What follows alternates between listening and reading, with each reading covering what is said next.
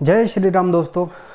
आज के इस वीडियो की शुरुआत एक ऐसे व्यक्ति से होगी जिसके बारे में शायद आपने कभी सुना नहीं, कभी जाना नहीं, कभी चेहरा आपने देखा नहीं होगा उस व्यक्ति का। लेकिन वो व्यक्ति 1980 से लगातार छत्तीसगढ़ में आदिवासियों के लिए काम कर रहा है, और वो भी बिना किसी स्वार्थ से। और अब जो है इनको पद्मश्री अवार्ड से सम्मानित किया है। जहाँ पे खड़े हैं इनके पीछे घर की इनकी ही स्थिति आप देख सकते हैं कि किस तरीके से हैं। नाम है इनका जोगेश्वर यादव। ऐसे व्यक्ति हैं जो सच में समाज में कार्य करके बदलाव ला सकते हैं, क्योंकि घर बाद में समाज के लिए पहले सोचते हैं। अब मैं एक ऐसे व्यक्ति की वीडियो तो नहीं दिखाऊंगा, केवल फ़ोटो दिखा दूंगा, क्योंकि वीडियो कम्युनिटी गाइडलाइन के खिलाफ हो जाएगी। जिनको हिंदुस्तान में अल्पसंख्यक कहा जाता, साथ ही साथ में बहुत ही डरे हुए, बहुत ही धमकाए गए, बहुत ही मारे पीटे, जितना लाचार कह सकते हो उतने लाचार व्यक्ति की फ़ोटो दिखा रहा हूँ। जो व्यक्ति सड़क भरे रोड में पुलिस को धमकी दे रहा है, चाकू निकाल रहा है, गाली गलौज कर रहा है। डरे हुए लोग ये हैं, शांति प्रिय लोग। नाम क्या है इनका? नाम अच्छे से सुन लीजिए, जहन में बैठा लीजिए। फैजल शेख नाम है इनका। डरे हुए लोग हैं तो थोड़ा इनसे भी डरिए। अब एक केवल आकलन लगा के देखिए कि ये व्यक्ति पुलिस वालों के साथ ऐसा व्यवहार कर रहा है। भरे बाजार में गाली गलौज और छुरी तक दिखा रहा है, बस मारने की देरी है। आम इंसान की औकात इसके लिए क्या है? कुछ नहीं। अब जो आपको जानकारी दे रहे हैं कन्वर्जन को लेकर है। ऑटो को आप देख सकते हैं, और जो ऑटो के पीछे लिखा हुआ चल रहा है ना, इसको भी आराम से पढ़िए। कन्वर्ट करने का और भी आसान तरीका उन्होंने निकाला है, क्योंकि इनके में मुझे चीज़ अच्छे लगते हैं कि अपनी चीज़ों को बड़ाई करते रहते हैं। ये मैंने केवल क्रिश्चियनिटी में देखा है। क्या आपने कभी भी ऐसे हिंदू ऑटो पे देखा है इस तरीके के कुछ भी लिखा हुआ? नहीं देखा होगा। तो सिंपल सी बात, जो दिखेगा वही बिकेगा। आप कई लोग देख रहे होंगे तो इनसे बातचीत भी करा होगा इस चीज़ को लेकर, इन्होंने बताया होगा, और उनकी बात से कई लोग, ऑटो वाले की बात से कई लोग एग्री भी हो गए होंगे। कुछ भी हो, हिंदू की संख्या हर एक जगह से घट रही है, हर एक जगह से। कहीं लोग कन्वर्ट कर रहे हैं, कहीं मार दे रहे हैं, कहीं लोग आपस में ही लड़के मर रहे हैं।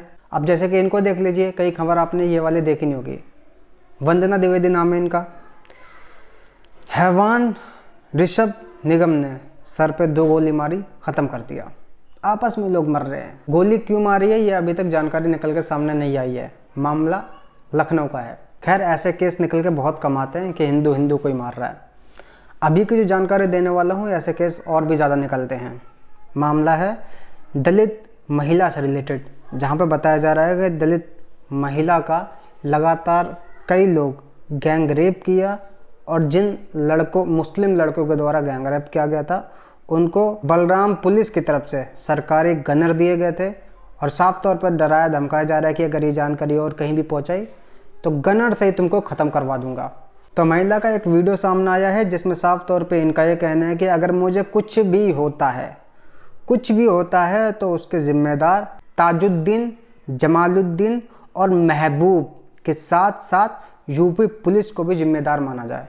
बाकी यही कहूँगा कि महिला की अगर आप सुरक्षा चाहते हैं तो इस जानकारी को लोगों तक पहुँचाओ, ताकि इनकी सुरक्षा अच्छे से बनी रहे, और जो भी कोई भी पुलिस वाला अगर इस मामले में भी साथ दे रहा है या बचाने का प्रयास कर रहा है किसी भी तरीके से, कोई भी आरोपी है, उसको सज़ा मिल सके। क्योंकि महिला, मुझे ऐसा लग रहा है कि अकेली है। गरीब तो साफ तौर पे दिख ही रही है कपड़े से ही। अब दिल्ली चलते हैं बिट्टू बजरंगी जी के पास। मैंने आपको जानकारी दी थी कि इनके भाई को ख़त्म कर दिया गया था, जिहादियों के द्वारा जला दिया गया था। आज जो है, इन्होंने जब लंपी बीमारी आई थी गाय को लेकर, तो उस समय इनके भाई दवा छिड़क रहे थे। इस वीडियो को शेयर करते हुए इन्होंने अपने भाई को याद किया है। मैं तो यही कहूँगा कि जितने भी गौ रक्षक हैं उन सभी को सच में सुरक्षा मिलनी चाहिए, क्योंकि वो हमारे आपके लिए ज़मीन पर लड़ते हैं। अभी एक वीडियो निकल कर सामने आई है जिसमें एक व्यक्ति है, पता नहीं ये पाकिस्तान के कहाँ की है, जहाँ पे गन्ने का जूस ये बंदा बेचता है। बताया जा रहा है कि अगर कोई हिंदू इसके पास आता है तो उसको डिस्पोजर के गिलास में जूस देता है। बाकी अगर कोई मुस्लिम आता है तो उसको स्टील के बर्तन में देता है, क्योंकि अगर वो खुद अपने हाथ से बर्तन को धुलेगा तो स्टील के गिलास में देंगे, नहीं तो डिस्पोजर में ही देंगे। ये देखो। और इनका साफ तौर पे कहना है कि हाथ वाथ भी नहीं मिलाते हैं हम, क्योंकि हाथ धोना पड़ता है फिर। ये वैल्यू ये बता रहे हैं हिंदुओं की। पढ़े लिखे हिंदुओं के लिए वो कह रहे हैं कि डिस्पोजेबल हमने रखे हैं, वो डिस्पोजेबल में देते हैं, और जो आम गरीब हिंदू है उनको स्टील के मग में देते हैं।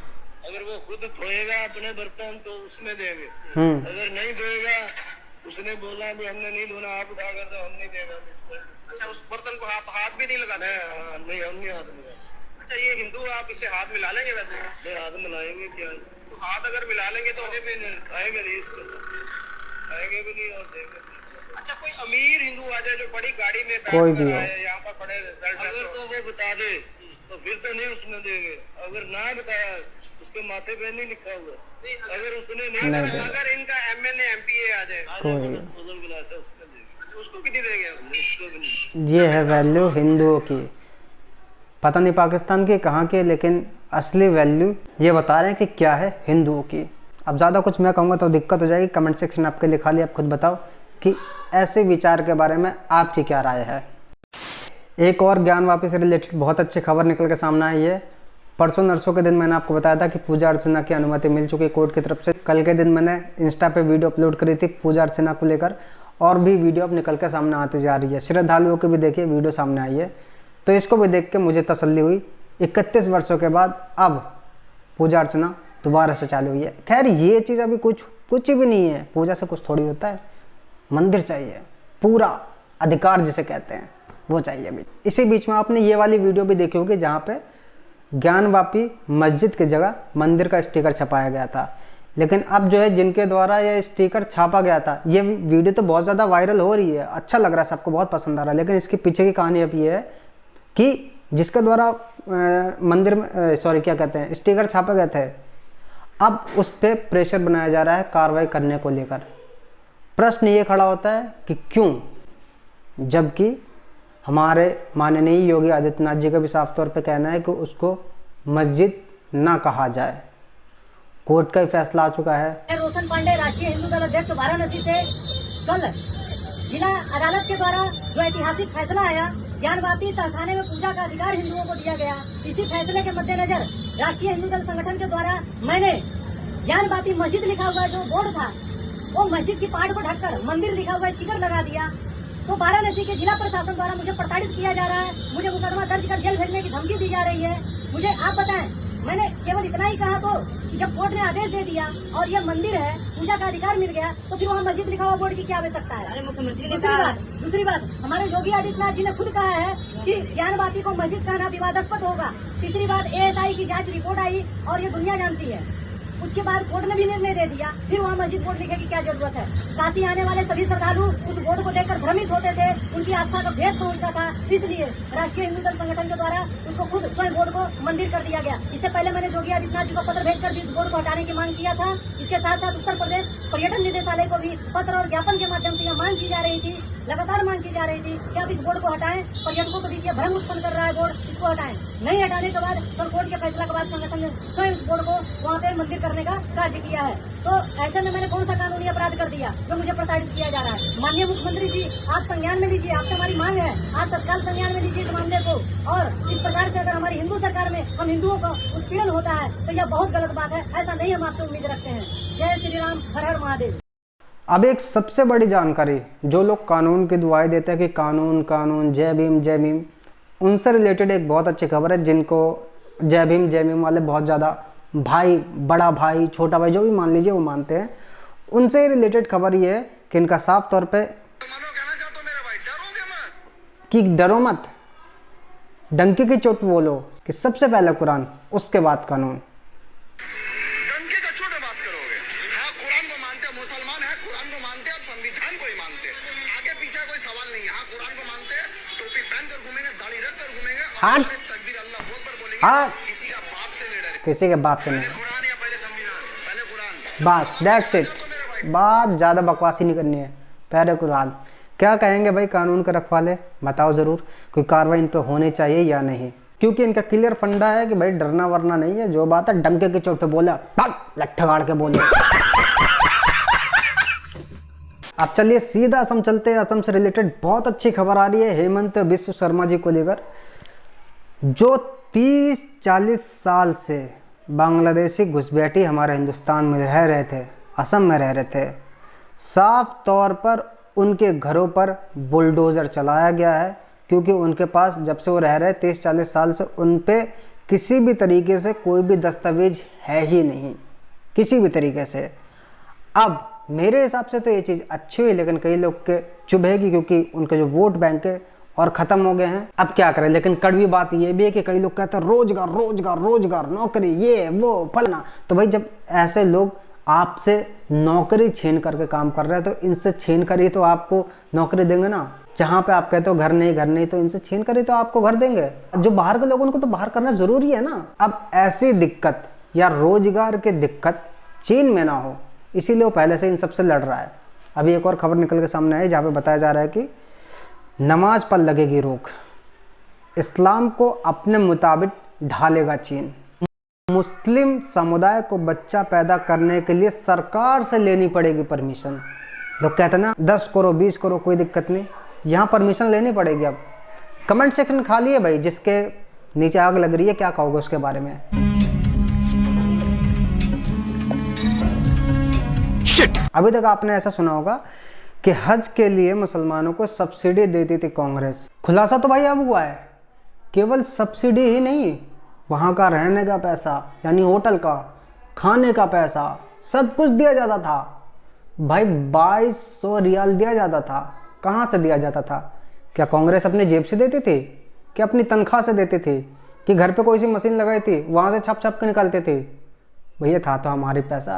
अरे हाँ, सुप्रिया जी है ना, हर चीज़ का जवाब देती है। भैया क्या कहोगे इसके बारे में? कुछ थोड़ा सा जवाब दे दो इसके बारे में भी। क्या तुम देती थी पैसा? अब जो खबर आ रही है ये कोल्हापुर से है। स्कूली बस में बच्चे जय श्री राम के नारे लगा रहे थे, बस इससे वो लोग भड़क गए, बस तोड़ दी, पत्थरबाजी चालू। ये नहीं देखा कि बच्चे बैठे हैं, नहीं, पत्थरबाजी चालू। स्कूली बच्चे स्कूली बस में, ये मानसिकता है इनकी। भाईचारा, क्या वहाँ पे वो जो स्कूली बच्चे थे क्या जहर फेंक रहे थे क्या, या बोतलें फेंक फेंक के तुम्हारा सर फोड़ रहे थे, कुछ कर रहे थे? अपना भैया बस में बैठे, स्कूल जा रहे, जय श्री राम के नारे लगा रहे। लेकिन वो लोग ठहरे शांति प्रिय लोग, तो उनको ये चीज़ पसंद नहीं आई, चालू कर दिया पत्थरबाजी। किसी का सर फूटे, मरे, जिए, कोई दिक्कत ही नहीं है। कर्नाटक से एक खबर आई है जहाँ पे बताया जा रहा है कि श्री राम का ध्वज फहराने के लिए आपको लेनी पड़ेगी परमिशन। पुलिस का कहना है ये, और जिसके द्वारा फहराया जा रहा था उसको अरेस्ट करने के लिए भी लोग आए हैं। ये है कर्नाटक। वक्फ बोर्ड से रिलेटेड अब जो खबर आपको देने वाला हूँ बहुत अच्छी है, ये मैं खुद पहली बार सुन रहा हूँ और आपको भी सुनकर अच्छा लगेगा कि उत्तराखंड वक्फ बोर्ड ने एक बड़ा फैसला लिया है कि मदरसों में भी पढ़ाई जाएगी अब रामायण। अब मुझे इसके बारे में नहीं मालूम कि ये फैसला क्यों लिया गया, हालांकि इतना बड़ा फैसला लेना कोई नॉर्मल बात नहीं है। अगली खबर भी वक्फ बोर्ड से रिलेटेड है, किस तरीके से इन्होंने ज़मीनों को कब्जा किया हुआ है, आप खुद सुने। आधा पंजाब ये हिंदुस्तान में वक्फ की जायदाद है, उतना बड़ा एरिया, एक पूरे स्टेट उससे बन सकता है। पूरा स्टेट। कहा जाता है कि हिंदुस्तान में सबसे ज्यादा जमीनें वो आर्म फोर्सेस के पास है, फौज के पास, और दूसरे नंबर पर रेलवे है, और तीसरे नंबर पर वक्फ प्रॉपर्टीज के एतबार से। और इसकी जो मार्केट वैल्यू है वो कहते हैं कि 2 लाख करोड़ रुपए है, 2 लाख करोड़ रुपए, और 20,000 करोड़ रुपए सालाना इससे रेवेन्यू जनरेट कर सकते हैं। 20,000 करोड़ रुपए सालाना, ये हिंदुस्तान में कई रियासतों का बजट नहीं, हाँ, कई रियासतों का, छोटी रियासतों का बजट 20,000 करोड़ रुपए नहीं, 5,000 करोड़ बजट वाली रियासतें भी इंडिया में मौजूद। तो आप 20,000 करोड़ रुपए सालाना रेवेन्यू जनरेट कर सकते हैं। लेकिन इस वक्त जो रेवेन्यू जनरेट हो रहा है वो सिर्फ 163 करोड़ रुपए, किधर 20,000 करोड़ और किधर 163। ये भाई आंकड़ा ये खुद मौलाना के द्वारा बताया गया है। इतनी संपत्ति, इतनी ज़मीनें इन्होंने हड़पी हुई है, कितना पैसा हम जनरेट कर सकते हैं लेकिन कर नहीं पा रहे हैं। तो मेरे हिसाब से एक्शन होना चाहिए, ज़मीनों को वापस लेना चाहिए। अगली खबर हेमंत सोरेन से लेकर है। आप कल से यही सुन रहे हो कि इन्होंने SC/ST एक्ट लगाया है अधिकारियों पर, तो ये चीज़ बहुत ज़्यादा चल रही है। SC/ST एक्ट लगा दिया भाई, अधिकारियों को गिरफ्तार करो, ED गिरफ्तार करो, जो उनके अधिकारी अरेस्ट करना है तो उनको गिरफ्तार करो। लेकिन कभी इस व्यक्ति के बारे में बात नहीं करी इतनी जितनी इसके बारे में हो रही है, क्योंकि एक मंत्री है इसलिए इसके बारे में बात हो रही है, जिसकी 20 साल उम्र बेमतलब में जेल में चली गई, जो कि अब 20 साल के बाद निर्दोष पाया गया, उसके बारे में कोई बात ही नहीं करता है। लेकिन यहाँ ED को गिरफ्तार करो, इसको गिरफ्तार करो, जांच होनी चाहिए, मेरे हिसाब से जांच होनी चाहिए। अगर अधिकारी सच में इन्होंने इन पे जो SC/ST एक्ट लग रहा है तो इनको तो सज़ा होनी चाहिए। लेकिन अगर हेमंत सोरेन झूठा आरोप लगा रहे हैं अपने आप को बचाने के लिए तो इसको अलग से 20 साल की सज़ा होनी चाहिए। इसको नहीं, जितने भी लोग झूठे इल्ज़ाम लगाते हैं सभी को होनी चाहिए, 20 साल से अधिक होनी चाहिए। क्योंकि जब झूठे केस में विष्णु तिवारी जैसे को फंसा दिया जाता है, जो कि गरीब मासूम केवल एक ब्राह्मण कास्ट को, मतलब जातिवाद से इतना लोग चिढ़े रहते हैं कि ब्राह्मण को ज़िंदगी भर सड़ा देते हैं जेल में। यार वो भी तो इंसान ही है, गरीब नहीं है क्या? वो कितना अमीर है, सब कुछ ख़त्म हो गया इसका। तो जो कोई भी अब झूठा इल्ज़ाम लगाता है किसी मामले में तो उसको उससे डबल सज़ा होनी चाहिए। आपका क्या कहना है इस मामले में ज़रूर बताएं, कमेंट सेक्शन आपके लिए खाली है। बाकी और जो अपडेट आएगी मैं आपको बताता रहूँगा। तब तक के लिए चैनल के साथ जुड़ करें, सब्सक्राइब करने के बाद ध्यान रखें बेल आइकन अवश्य प्रेस करें ताकि जो भी वीडियो अपलोड करूँ उसके सबसे पहले आप तक नोटिफिकेशन पहुँच सके। जय श्री राम।